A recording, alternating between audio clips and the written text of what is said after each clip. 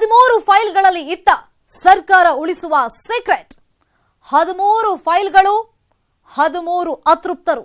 HDK ಕೊನೆ ಅಸ್ತ್ರ ಹೇಗಿತ್ತು ಗೊತ್ತಾ? ಕಾಮರಾಜ ಸೂತ್ರ 7 ಮಾಸ್ಟರ್ ಪ್ಲಾನ್. ಇದೇ ಈ ಹೊತ್ತಿನ focus 18 Kamaraj Marga midnight plan. ನಾನ್ ಶರ್ಮಿತಾ ಶೆಟ್ಟಿ.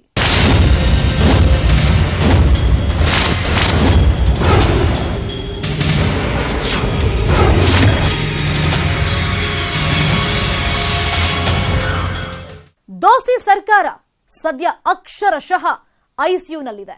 ಯಾವಾಗ ಬೇಕಾದ್ರೂ ಕೊನೆಯುಸಿರೆಳೆಯೋ ಸ್ಥಿತಿ ತಲುಪಿದೆ. ಇದರಿಂದ ಖುದ್ದು ಸಿಎಂ ಕುಮಾರಸ್ವಾಮಿಗೆ ಸರ್ಕಾರ ಉಳಿಸ್ಕೊಳ್ಳೋಕೆ ಅಖಾಡಕ್ಕಿಳಿದಿದ್ದಾರೆ. ಅಷ್ಟೇ ಅಲ್ಲ, 13 ಶಾಸಕರ ಸೀಕ್ರೆಟ್ ಫೈಲ್ಗಳನ್ನ ತರಿಸ್ಕೊಂಡಿದ್ದಾರೆ.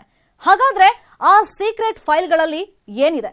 ಸರ್ಕಾರದ ಉಳಿವಿಗಾಗಿ ಸಿಎಂ ಬಳಸ್ತಾ ಇರೋ ಕಾಮರಾಜ ಮಾರ್ಗ ಏನು? ಮಿಡ್ ನೈಟ್ ನಡೆದ ಆ ಸೀಕ್ರೆಟ್ ಎಂಥದ್ದು? ಸಿಎಂ ಬಳಸೋ 7 ಮಾಸ್ಟರ್ ಪ್ಲಾನ್ಗಳು ಏನೇನ್ ಗೊತ್ತಾ? ತೋರಿಸ್ತೀವಿ ನೋಡಿ. ಆ 13 ಫೈಲ್ಗಳಲ್ಲಿತ್ತ ಸರ್ಕಾರ ಉಳಿಸೋ ಸೀಕ್ರೆಟ್. ಆ 13 ಫೈಲ್ಗಳನ್ನ ಸಿಎಂ ತರಿಸಿಕೊಂಡಿದ್ದೇಕೆ? Kamaraja Marga midnight plan. CM 7 master ಪ್ಲಾನ್ಗಳಿಗೆ ಅತೃಪ್ತರ ಶಾಕ್.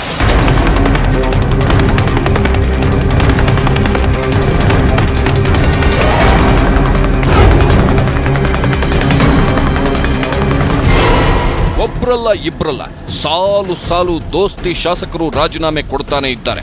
ಸೋಮವಾರವೂ ರಾಜೀನಾಮೆ ಪರ್ವ ಮುಂದುವರೆದಿದೆ. ಇದರಿಂದ ರಾಜ್ಯ ದೋಸ್ತಿ ಸರ್ಕಾರದಲ್ಲಿ ಪುಕ ಶುರುವಾಗಿದೆ. ಸರ್ಕಾರದ ಪತನಕ್ಕೆ ಕೌಂಟ್ ಡೌನ್ ಸ್ಟಾರ್ಟ್ ಆಗಿದೆ. ಹೀಗಾಗಿ ಖುದ್ದು ಸಿಎಂಎ ಅಖಾಡಕ್ಕೆ ಎಂಟ್ರಿ ಕೊಟ್ಟಿದ್ದಾರೆ. ಸರ್ಕಾರದ ಉಳಿವಿಗೆ ಕೊನೆ ಕಸರತ್ತು ನಡೆಸುತ್ತಿದ್ದಾರೆ.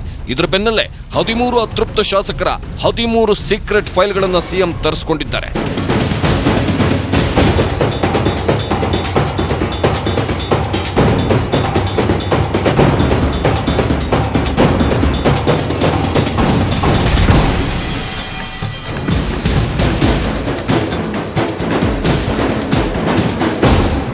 ಹಾಗಾದ್ರೆ ಸಿಎಂ ಕುಮಾರಸ್ವಾಮಿ 13 ಅತೃಪ್ತ ಶಾಸಕರ 13 ಸೀಕ್ರೆಟ್ ಫೈಲ್ಗಳನ್ನ ತರಿಸಿಕೊಂಡಿದ್ದೇಕೆ? ಆ 13 ಸೀಕ್ರೆಟ್ ಫೈಲ್ಗಳಲ್ಲಿ ಅಂಥದ್ದೇನಿದೆ? ಆ 13 ಫೈಲ್ಗಳು ಓಪನ್ ಆದ್ರೆ 13 ಅತೃಪ್ತ ಶಾಸಕರಿಗೆ ಎದುರಾಗುತ್ತಾ ಕಂಟಕ. ಈ ಫೈಲ್ಗಳನ್ನ ಮುಂದಿಟ್ಟರೆ ಮುಂಬೈನ ಖಾಸಗಿ ಹೋಟೆಲ್ನಲ್ಲಿ ತಂಗಿರೋ ಅತೃಪ್ತ ಶಾಸಕರು ಓಡೋಡಿ ವಾಪಸ್ ಬರ್ತಾರಾ ಅನ್ನೋ ಪ್ರಶ್ನೆಗಳು ಹುಟ್ಕೊಂಡಿವೆ.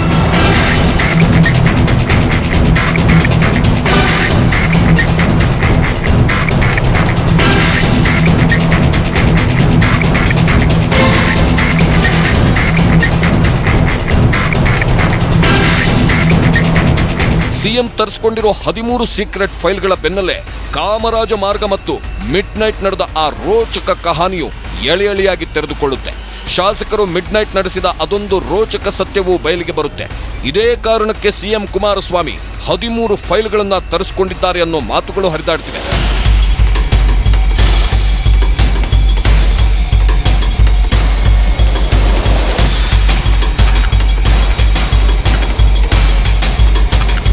ಈಗಾಗಲೇ ರಾಜೀನಾಮೆ ಕೊಟ್ಟಿರುವ ಶಾಸಕರು ತಮ್ಮ ರಾಜೀನಾಮೆಯನ್ನ ಹಿಂಪಡೆಯದಿದ್ರೆ ಸಿಎಂ ಬಳಿ ಇರೋ 13 ಫೈಲ್ಗಳು ಓಪನ್ ಆಗ್ತವ. ಶಾಸಕರ ಮಾನ ಮರ್ಯಾದೆ ಬೀದಿಯಲ್ಲಿ ಹರಾಜಾಗುತ್ತಾ ಅನ್ನೋ ಅನುಮಾನಗಳು ಹುಟ್ಟುಕೊಂಡಿವೆ.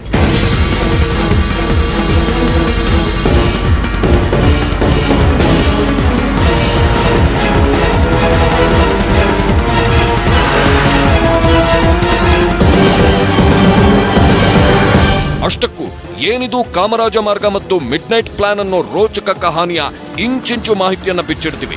ಆದ್ರೆ ಅದಕ್ಕಿಂತ ಮೊದಲು ಭಾನುವಾರ ರಾತ್ರಿಯಿಂದ ನಡೆದ ಪೊಲಿಟಿಕಲ್ ಹೈಡ್ರಾಮಾ ಏನು? ಕೊನೆ ಕ್ಷಣದಲ್ಲಿ ಸರ್ಕಾರ ಉಳಿಸಿಕೊಳ್ಳೋಕೆ ಸಿಎಂ ಮಾಡಿರೋ ಆ 7 ಮಾಸ್ಟರ್ ಪ್ಲಾನ್ಗಳು ಯಾವುವು ಅನ್ನೋದನ್ನ ನೀವು ನೋಡ್ಲೇಬೇಕು.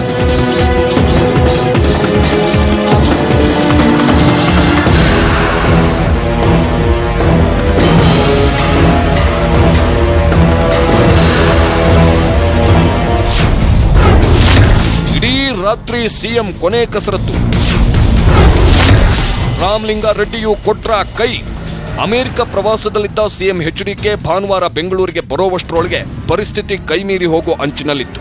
ಇದರಿಂದ ಸಿಎಂ ಎಚ್ಡಿಕೆ ದೋಸ್ತಿ ನಾಯಕರ ಜೊತೆ ಮೀಟಿಂಗ್ಗಳ ಮೇಲೆ ಮೀಟಿಂಗ್ ಮಾಡಿದ್ರು. ರಿಸೈನ್ ಮಾಡಿ ಮುಂಬೈ ಸೇರಿರೋ ಶಾಸಕರ ಮನವೊಲಿಸುವ ಯತ್ನ ನಡೆಸಿದ್ರು. ಆದ್ರೆ ತಡರಾತ್ರಿ 2:30ವರೆಗೂ ಯತ್ನಿಸಿದ್ರು ಸಿಎಂ ಮಾತಿಗೆ ಅತೃಪ್ತರು ಡೋಂಟ್ ಕೇರ್ ಅಂದಿದ್ರು. ಇದರಿಂದ ಆತಂಕಕ್ಕೀಡಾಗಿರೋ ಸಿಎಂ ಸೋಮವಾರ ಬೆಳಗ್ಗೆ 5 ಎದ್ದು ಯಾರಿಗೂ ಹೇಳದೆ ಖಾಸಗಿ ವಾಹನದಲ್ಲಿ ಅಜ್ಞಾತ ಸ್ಥಳಕ್ಕೆ ಹೋಗಿದ್ರು. ಈ ವೇಳೆ ಕಾಂಗ್ರೆಸ್ ಶಾಸಕ ರಾಮಲಿಂಗಾರೆಡ್ಡಿ ಅವರನ್ನ ಸಿಎಂ ಭೇಟಿಯಾಗಿ ಮನವೊಲಿಸುವ ಯತ್ನ ನಡೆಸಿದ್ದಾರೆ ಎನ್ನಲಾಗುತ್ತಿದೆ. ಆದ್ರೆ ಈಗ ಪರಿಸ್ಥಿತಿ ಕೈಮೀರಿದೆ. ನಾನೇನು ಮಾಡೋಕೆ ಸಾಧ್ಯವಿಲ್ಲ ಅಂತ ಹೇಳಿ ರಾಮಲಿಂಗಾರೆಡ್ಡಿ ಕೈ ಚೆಲ್ಲಿದ್ದಾರೆ ಎನ್ನಲಾಗುತ್ತಿದೆ.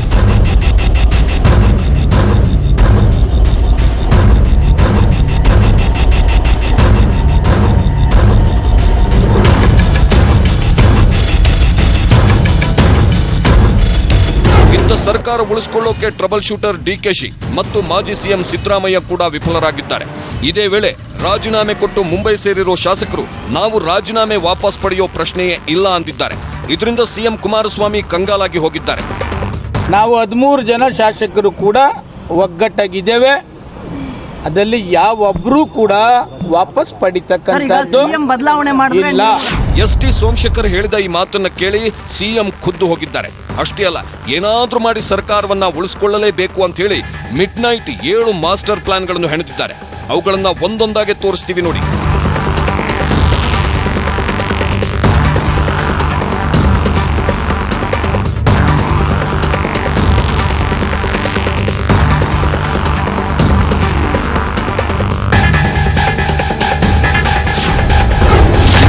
ಪ್ಲಾನ್ ನಂಬರ್ 1, ಮಲ್ಲಿಕಾರ್ಜುನ ಖರ್ಗೆಗೆ ಸಿಎಂ ಪಟ್ಟ. ಸಮ್ಮಿಶ್ರ ಸರ್ಕಾರದಲ್ಲಿ ಎಚ್ಡಿಕೆ ಬದಲು ಸಿದ್ದು ಮತ್ತೆ ಸಿಎಂ ಆಗಬೇಕು ಅನ್ನೋ ಕೂಗು ರಾಜ್ಯ ಕಾಂಗ್ರೆಸ್ನಲ್ಲಿ ಈ ಹಿಂದಿನಿಂದಲೂ ಕೇಳಿ ಬರ್ತಿತ್ತು. ಈಗಲೂ ಕೆಲ ಅತೃಪ್ತ ಕೈ ಶಾಸಕರು ಇದನ್ನೇ ಹೇಳುತ್ತಿದ್ದಾರೆ. ಸಿದ್ದು ಸಿಎಂ ಆದ್ರೆ ತಮ್ಮ ರಾಜೀನಾಮೆ ವಾಪಸ್ ಪಡಿತಾರೆ ಅನ್ನೋ ಮಾತುಗಳು ಕೇಳಿ ಬರ್ತಿವೆ.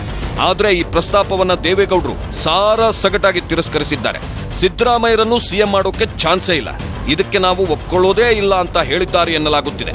ಹೀಗಾಗಿ ಕೈ ನಾಯಕರ ಬಂಡಾಯವನ್ನ ಶಮನ ಮಾಡೋಕೆ ಸಿಎಂ ಎಚ್ಡಿಕೆ ಮಲ್ಲಿಕಾರ್ಜುನ್ ಖರ್ಗೆ ಅವರನ್ನ ಸಿಎಂ ಮಾಡೋ ಪ್ಲಾನ್ ಮಾಡಿದ್ರು ಎನ್ನಲಾಗುತ್ತೆ. ಆದ್ರೆ ಖರ್ಗೆ ಮಾತ್ರ ತಾವು ಸಿಎಂ ರೇಸಲ್ಲಿ ಇಲ್ಲ ಅಂತ ಹೇಳಿದ್ರು. ಹೀಗಾಗಿ ಎಚ್ಡಿಕೆಯ ಈ ಕೊನೆ ಅಸ್ತ್ರ ವರ್ಕೌಟ್ ಆಗಿಲ್ಲ.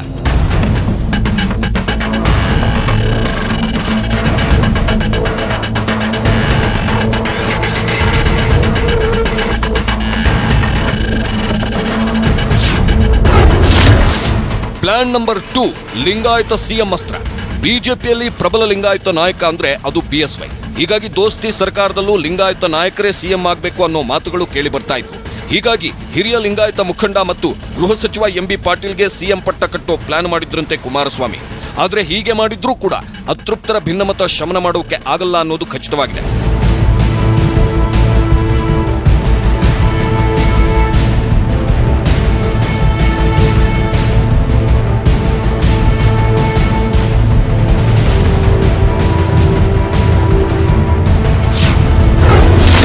ಪ್ಲಾನ್ ನಂಬರ್ 3, ಡಿಸಿಎಂ ಬದಲಾವಣೆ.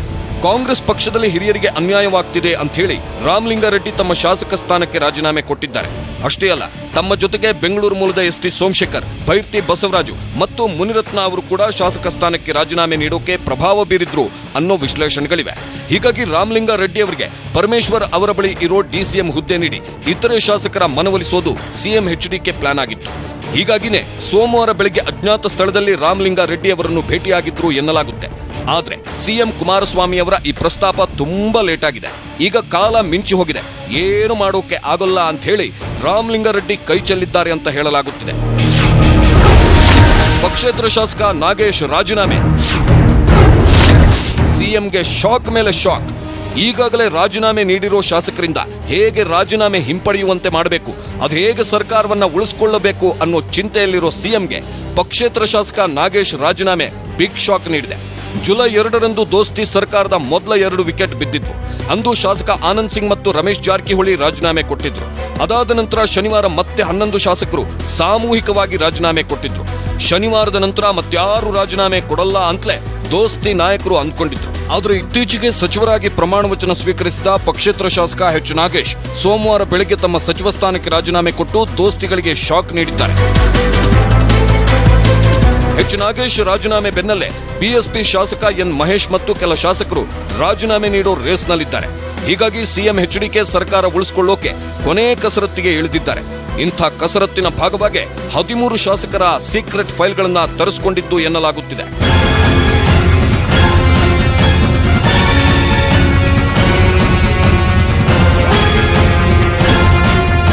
ಒಂದೊಮ್ಮೆ 13 ಶಾಸಕರ ಈ ಸೀಕ್ರೆಟ್ ಫೈಲ್ಗಳು ಓಪನ್ ಆದ್ರೆ ಮುಂಬೈನಲ್ಲಿರೋ ಅತೃಪ್ತ ಶಾಸಕರು ಬೆಂಗಳೂರಿಗೆ ಓಡೋಡಿ ಬರ್ತಾರೆ.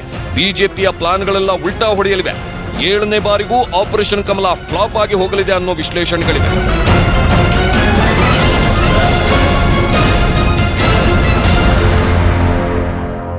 ಸರ್ಕಾರ ಉಳಿಸಿಕೊಳ್ಳೋ ಕೊನೆ ಅಸ್ತ್ರವಾಗಿ ಸಿಎಂ ಕುಮಾರಸ್ವಾಮಿ ಕಾಮರಾಜ ಮಾರ್ಗ ಅನುಸರಿಸೋಕೆ ಮುಂದಾಗಿದ್ದಾರೆ. ಹಾಗಾದ್ರೆ ಏನಿದು ಕಾಮರಾಜ ಮಾರ್ಗ? ಮಿಡ್ ನೈಟ್ ನಡೆದ ಆ ಪ್ಲಾನ್ ಏನು? 13 ಶಾಸಕರ ಸೀಕ್ರೆಟ್ ಫೈಲ್ಗಳನ್ನ ಸಿಎಂ ತರಿಸ್ಕೊಂಡಿರೋದ್ಯಾಕೆ? ಅಷ್ಟಕ್ಕೂ ಆ ಫೈಲ್ಗಳಲ್ಲಿ ಏನಿದೆ ಗೊತ್ತಾ? ಇಲ್ಲಿದೆ ನೋಡಿ pen to pen details.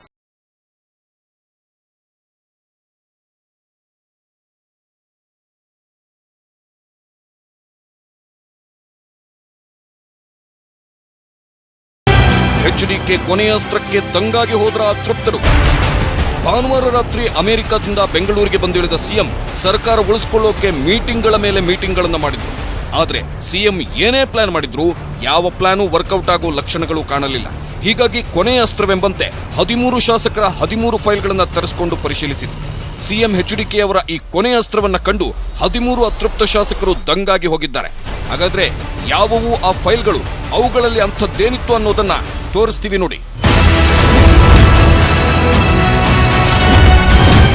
Plan number 4, ಅತೃಪ್ತರ ವಿರುದ್ಧ ಹಳೆ ಕೇಸ್ಗಳ ಅಸ್ತ್ರ ಬಳಕೆ.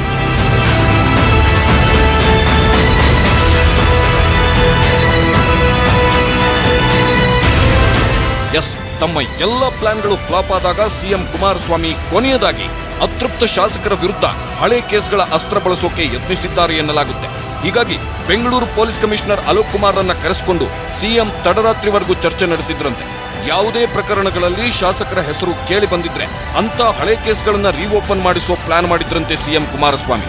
ಆ ಮೂಲಕ ಗೇಮ್ ಆಡ್ತಿರೋ ಅತೃಪ್ತರನ್ನು ಗುಮ್ಮೋ ತಂತ್ರ ಹೆಣೆದಿದ್ರಂತೆ. ಹೀಗಾಗಿನೇ ಅತೃಪ್ತರ ಎದೆಯಲ್ಲಿ ನಡುಕ ಕಾಣಿಸಿಕೊಂಡಿತ್ತಂತೆ.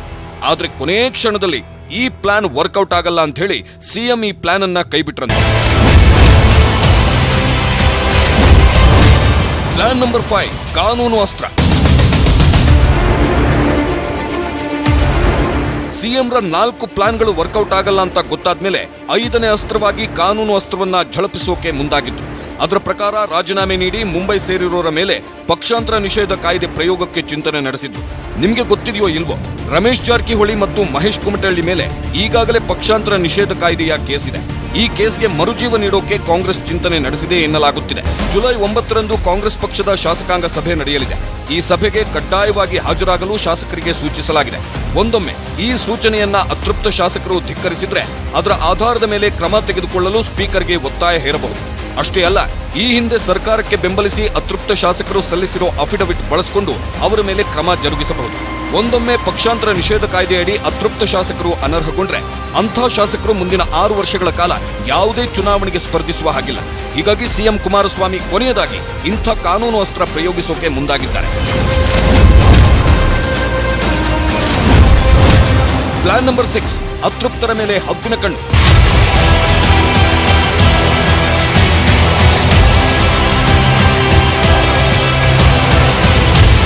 ಸದ್ಯ ರಾಜೀನಾಮೆ ನೀಡಿರೋ ಬಹುತೇಕ ಶಾಸಕರು ಮುಂಬೈ ಸೇರಿದ್ದಾರೆ. ಅವರ ಜೊತೆ ಸಂಪರ್ಕ ಸಾಧಿಸೋಕೆ ದೋಸ್ತಿ ನಾಯಕರುಗಳಿಗೆ ಆಗ್ತಾ ಇಲ್ಲ. ಹೀಗಾಗಿ ಸಿಎಂ ಕೊನೆ ಅಸ್ತ್ರವೆಂಬಂತೆ ತಮ್ಮ ಗುಪ್ತಚರ ಇಲಾಖೆಯ 4ರನ್ನ ಮುಂಬೈಗೆ ಕಳುಹಿಸಿದ್ದಾರೆ. ಈಗಾಗಲೇ ಮುಂಬೈ ತಲುಪಿರೋ ಗುಪ್ತಚರ ಇಲಾಖಾ ಅಧಿಕಾರಿಗಳು ಅತೃಪ್ತರ ಚಲನವಲನದ ಮೇಲೆ ಹದ್ದಿನ ಕಣ್ಣಿಟ್ಟಿದ್ದಾರೆ. ಸೋಫಿಟೆಲ್ ಹೋಟೆಲ್ ಸುತ್ತಮುತ್ತ ನಡೆಯೋ ಇಂಚಿಂಚು ಮಾಹಿತಿಯನ್ನ ಕಲೆ ಹಾಕುತ್ತಿದ್ದಾರೆ. ಪ್ಲಾನ್ ನಂಬರ್ 7, ಕಾಮರಾಜ ಮಾರ್ಗ. ಇದು ಸಿಎಂ ಕುಮಾರಸ್ವಾಮಿ ಮತ್ತು ದೋಸ್ತಿ ನಾಯಕರು ಪ್ರಯೋಗಿಸಿರೋ ಕಟ್ಟ ಕಡೆಯ ಅಸ್ತ್ರ. ಹಾಗಾದ್ರೆ ಏನಿದು ಕಾಮರಾಜ ಮಾರ್ಗ ಅಂತೀರಾ?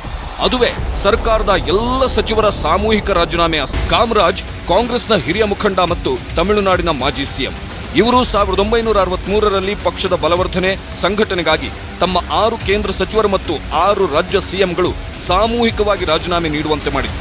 ಇವರು ಹಾಕಿಕೊಟ್ಟ ಮಾರ್ಗಕ್ಕೆ ಕಾಮರಾಜ ಮಾರ್ಗ ಅನ್ನೋ ಹೆಸರಿದೆ. ಇದೀಗ ರಾಜ್ಯ ದೋಸ್ತಿ ಸರ್ಕಾರ ಈ ಮಾರ್ಗವನ್ನ ಅನುಸರಿಸೋಕೆ ಮುಂದಾಗಿದೆ. ಕೇಳಿದ್ರಲ್ಲ, ದೋಸ್ತಿ ಸರ್ಕಾರದಲ್ಲಿರೋ ಕಾಂಗ್ರೆಸ್ನ ಎಲ್ಲ 21 ಸಚಿವರು ರಾಜೀನಾಮೆ ನೀಡೋಕೆ ನಿರ್ಧರಿಸಿದ್ದಾರಂತೆ. ಹಾಗೆಯೇ ಜೆಡಿಎಸ್ನ ಎಲ್ಲ 9 ಸಚಿವರು ರಾಜೀನಾಮೆ ನೀಡಬೇಕೆಂದು ಮುಖ್ಯಮಂತ್ರಿ ಕುಮಾರಸ್ವಾಮಿ ಸೂಚಿಸಿದ್ದಾರೆ. ಅದರಂತೆ ಎರಡೂ ಪಕ್ಷಗಳ ಸಚಿವರು ತಮ್ಮ ಸ್ಥಾನಕ್ಕೆ ರಾಜೀನಾಮೆ ಸಲ್ಲಿಸಿದ್ದಾರೆ. ಆ ಮೂಲಕ ಸದ್ಯ ರಾಜೀನಾಮೆ ನೀಡಿರೋ ಎಲ್ಲ ದೋಸ್ತಿ ಶಾಸಕರಿಗೂ ಸಚಿವ ಸ್ಥಾನ ನೀಡಿ ಸರ್ಕಾರವನ್ನು ಉಳಿಸಿಕೊಳ್ಳೋ ಕೊನೆ ಕಸರತ್ತಿಗೆ ದೋಸ್ತಿಗಳು ಕೈ ಹಾಕಿದ್ದಾರೆ.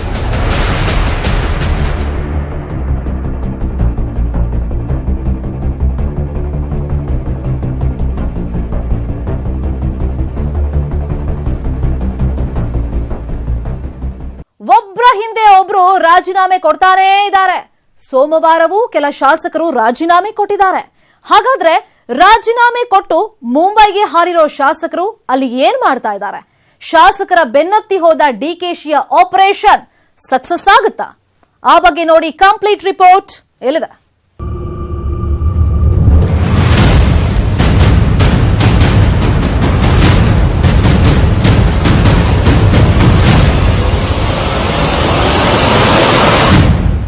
ಅತೃಪ್ತ ಶಾಸಕರ ಮನವೊಲಿಸೋಕೆ ಮುಂದಾಗಿರೋ ದೋಸ್ತಿ ನಾಯಕರು ಕೊನೆಯದಾಗಿ ಕಾಮರಾಜ ಮಾರ್ಗವನ್ನು ಅನುಸರಿಸಿದ್ದಾರೆ. ಅತೃಪ್ತ ಶಾಸಕರಿಗಾಗಿ ಸರ್ಕಾರದ ಎಲ್ಲಾ 33 ಸಚಿವರುಗಳು ತಮ್ಮ ಸಚಿವ ಸ್ಥಾನಗಳನ್ನು ತ್ಯಾಗ ಮಾಡಿದ್ದಾರೆ. ದೋಸ್ತಿ ನಾಯಕರ ಈ ನಡೆಯನ್ನು ಕಂಡ ಪಕ್ಷೇತರ ಶಾಸಕ ನಾಗೇಶ್ ಸೋಮವಾರ ಬೆಳಗ್ಗೆ ತಮ್ಮ ಸಚಿವ ಸ್ಥಾನಕ್ಕೆ ರಾಜೀನಾಮೆ ಕೊಟ್ಟು ಮುಂಬೈ ಫ್ಲೈಟ್ ಹತ್ತಿದ್ರು. ಇವರ ಬೆನ್ನಲ್ಲೇ ಮತ್ತೋರ್ವ ಪಕ್ಷೇತರ ಶಾಸಕ ಆರ್ ಶಂಕರ್ ಕೂಡ ಮಧ್ಯಾಹ್ನದ ವೇಳೆಗೆ ರಾಜೀನಾಮೆ ಕೊಟ್ಟಿದ್ರು. ಇದರ ಸುಳಿವಾರಿತ ಡಿಕೆ ಶಿವಕುಮಾರ್ ಆರ್ ಶಂಕರ್ ಬೆನ್ನತ್ತಿ ಹೋಗಿದ್ರು. ಆದರೆ ಡಿಕೆಶಿ ಏರ್ಪೋರ್ಟ್ಗೆ ಹೋಗುವಷ್ಟರೊಳಗೆ ಆರ್ ಶಂಕರ್ ಕೂಡ ಮುಂಬೈಗೆ ಹಾರಿದ್ದಾರೆ. ಈ ವೇಳೆ ಏರ್ಪೋರ್ಟ್ನಲ್ಲಿ ಡಿಕೆಶಿ ಮತ್ತು ಬಿಎಸ್ವೈ ಆಪ್ತ ಸಂತೋಷ್ ನಡುವೆ ಜಟಾಪಟಿ ನಡೆದಿದೆ ಎನ್ನಲಾಗಿದೆ.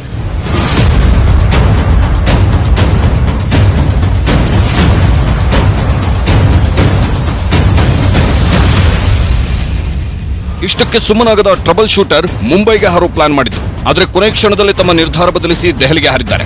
ಇತ್ತ ಸೋಫಿಟೆಲ್ ಹೋಟೆಲ್ ಮುಂದೆ ಬಿಜೆಪಿ ನಡೆಯನ್ನ ಖಂಡಿಸಿ ಕಾಂಗ್ರೆಸ್ ಕಾರ್ಯಕರ್ತರು ಪ್ರತಿಭಟನೆ ನಡೆಸಿದ್ರು. ಅತೃಪ್ತ ಶಾಸಕರ ಬಗ್ಗೆ ಡಿಕೆಶಿ ಹೇಳಿದ್ದೇನು ಗೊತ್ತಾ? ಬಾಂಬೆಗೆ ಹೋಗಿರೋಂತ ನಮ್ಮ ಫ್ರೆಂಡ್ಸ್ ಫೋನ್ ಮಾಡಿ ತಿಳಿಸಿದ್ದಾರೆ, ನಮಗೂ ಎಲ್ಲ ಒಂದು ಅವಕಾಶ ಮಾಡ್ಕೊಡಿ ಅಂತ. ಅವ್ರ ಅವಕಾಶವನ್ನು ನಾವು ಮಾಡ್ಕೊಡ್ತೀವಿ. ಖಂಡಿತ ಬರ್ತಾರೆ. ಗನ್ ಪಾಯಿಂಟ್ ಅಲ್ಲಿ ಇಟ್ಬಿಟ್ಟು ಪಾಪ ಅವ್ರಿಗೆ ಬಾಂಬೆಲಿ ಈ ತರ ಮಾಡಿದ್ರೆ. ಇನ್ನು ಮಂಗಳವಾರ ವಿಧಾನಸೌಧದ ತಮ್ಮ ಕಚೇರಿಗೆ ಬರಲಿರೋ ಸ್ಪೀಕರ್ ರಮೇಶ್ ಕುಮಾರ್ ಅವರು ಶಾಸಕರ ರಾಜೀನಾಮೆ ಪತ್ರಗಳನ್ನು ಪರಿಶೀಲನೆ ನಡೆಸಲಿದ್ದಾರೆ. ಹೀಗಾಗಿ ಮಂಗಳವಾರ ಇಡೀ ದಿನ ಪೊಲಿಟಿಕಲ್ ಹೈಡ್ರಾಮಾ ನಡೆದು ಹೋಗೋದು ಗ್ಯಾರಂಟಿ ಎನ್ನಲಾಗುತ್ತಿದೆ.